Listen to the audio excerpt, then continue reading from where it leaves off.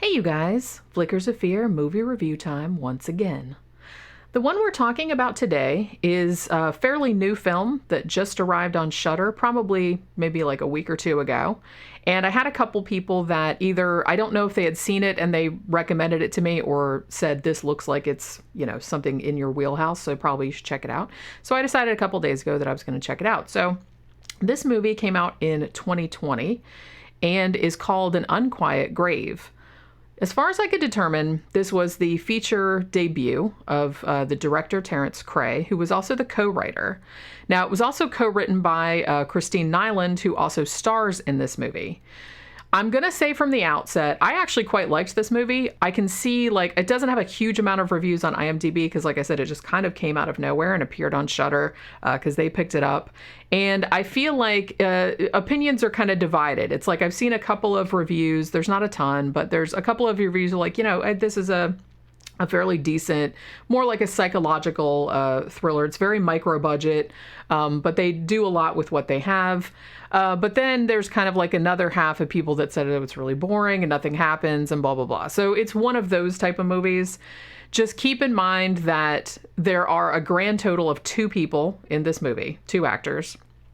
Christine Nyland, who plays 2 parts, and Jacob A. Ware, who just plays 1 part, and there are no other people in the movie at all. Keep that in mind watching it. It's not a long movie. It's only about an hour 12 minutes, hour 15 minutes, and it's very laser focused on its one concept. This one review that I was watching, actually, he said kind of an insightful thing, and he actually quite liked this movie.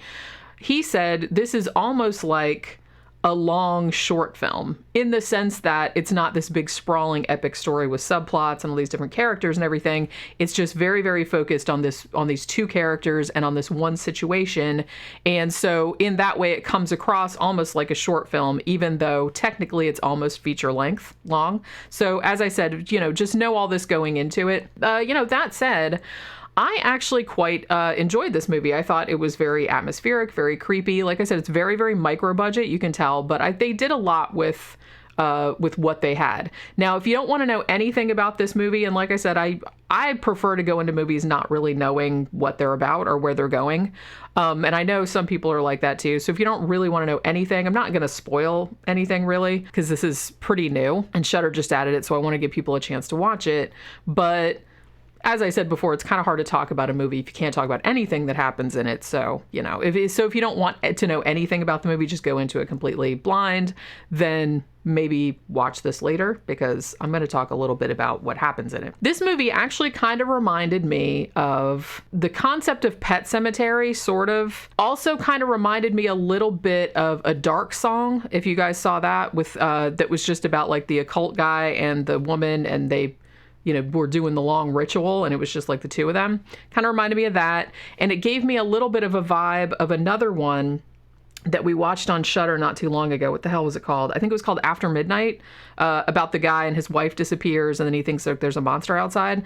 This one kind of gave me that sort of vibe as well. So if any of that sounds like cool to you, then probably you will enjoy this one as well. But like I said, it's not a big action movie. It's almost more like a character study or like a psychological study, even though there is like a little bit of gore and there is like supernatural shit, but it's that type of thing more. So what you got at the very beginning, you have a guy named Jamie, played by Jacob A. Ware. Now, his wife has died in a car accident like a year prior, and he's still not really getting over it. So he's standing at his wife's grave, and then you have Christine Nyland playing Ava, who is his sister-in-law. Now, Ava was the twin sister of Jamie's wife, whose name was Julie or Jules.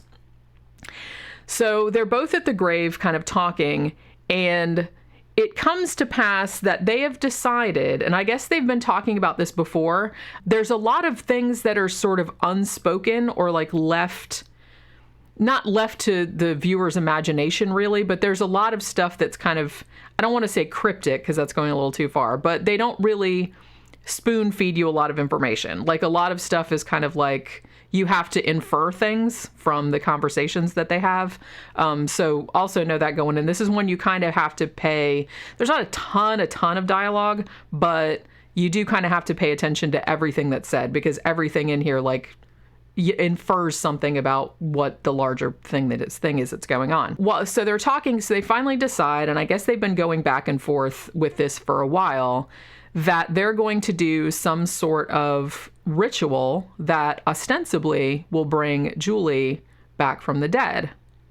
Now, Jamie apparently has been in contact with a guy who knows how to do it, and apparently did it with his son, like brought his son back. You don't ever see this person. I think the only time he ever talks, like he's talking on the phone with him, like at one point, but you don't hear his voice or anything. It's like I said, there's just two people in this movie and that's it. There's more than two characters, but there's only two actors in this movie is what I meant to say. So they've decided they're going to do this ritual to bring her back from the dead, which is kind of, I think, why it started reminding me of a Dark song at that point. So the two of them go out to this spot in the woods, because I guess you have to do the ritual on the exact spot where the person died. So I guess she was in a car accident. It was, and he was driving, so I guess there's some guilt there. And she was thrown from the car, so they find the spot in the woods. Now, I don't really want to spoil too much from this point, but I will say that, yes, Jamie did want to do the ritual to bring Julie back from the dead, and yes, Ava agreed to it. And they start doing the ritual, but I will say that Jamie wasn't entirely honest about what exactly this ritual entailed. Maybe you can use your imagination, but that's kind of as far as I want to go with it. Because like I said, I'd want to talk about it a little bit, but I didn't really want to like spoil any of it because I think it's better like when you don't really know where it's going. So I will say that the ritual works because obviously there wouldn't be a movie if it didn't. And from there, you get a very strange, I don't know, it's just like this really kind of creepy, it's very, very low key. It's very low budget, but it's pretty much all atmosphere and all concept. But that said, I don't know, I found it like really kind of intriguing. I really liked those two actors are like really, really good. They've been in some other stuff too because they looked kind of familiar. I think Jacob Ware has done like a lot of TV and whatnot. I think Christine Nyland has been in some stuff too because she looked super familiar also. But the two of them, I mean, for being the only two in the movie, and this is maybe a little bit of a spoiler, but Christine Nyland plays both twins. So, she has a dual role, and you can actually tell when she's being one or the other. You know what I mean? She's very good at like differentiating like the two women, which I thought was really good. But for a movie this intimate, that's the word that I want to use for it. It's a very intimate, almost a claustrophobic type of movie because you're just laser focused on these two characters and this ritual to bring this woman back from the dead and what ensues from that. I don't want to say, oh, this is like a brilliant or it's like the best movie ever, but it was actually I really liked the atmosphere of it. It was like had some kind of creepy imagery. There's one particular thing like with a gravestone that I liked that. I thought that was like a creepy aspect that you don't really see in a lot of movies. So I kind of liked that. And there was one shot of like, one of them like standing far away, and that's like, that always creeps me out, like in the woods or whatever. So it's like that kind of stuff is creepy. I think a lot of people didn't like the end because the ending is very abrupt and you're kind of not entirely sure. And actually, I'm not entirely sure what the implication was. I mean, I think I know, but I'm not really sure. So there was that about it. But this does seem to be most of the reviews I saw one review of it that was like pretty positive, and he's like, it's not the best movie ever made, but it's like a decent, like an enjoyable film. And he's the one that said that it was kind of like a short film, but longer. You know what I mean? Because it doesn't seem, I can see what he's saying, because like I said, it's very, very focused on one concept and on two characters. And so there's not a lot of room for anything outside of that. So, in that sense, it is very much like a short film rather than a feature length. And it did seem short to me. I mean, it was only an hour and 12 minutes, like I said. So, I mean, if anything about that sounds appealing to you, it's not long. It's like, it's on Shudder. You can watch it and see. But like I said, most people, I feel like there was a lot of people, even other horror reviewers that I saw that really didn't dig it. They said it was too boring. It seemed like nothing happened. A lot of them didn't like the end because they're like, what the fuck? I didn't understand what that meant. Why was the end so abrupt and shit like that, which I get that. It didn't bother me. Like I said, it's not super, super brilliant or anything, but I thought it was like, for a first film, I thought it was really, really good. I thought it was really atmospheric. The acting was great. So if you liked A Dark Song, if you liked After Midnight, which I think that's the movie I'm thinking of that we reviewed before. We reviewed that a while back. And it has a little bit of a Pet Sematary type of vibe to it too. Not as lurid as that, I guess, because it's very low key.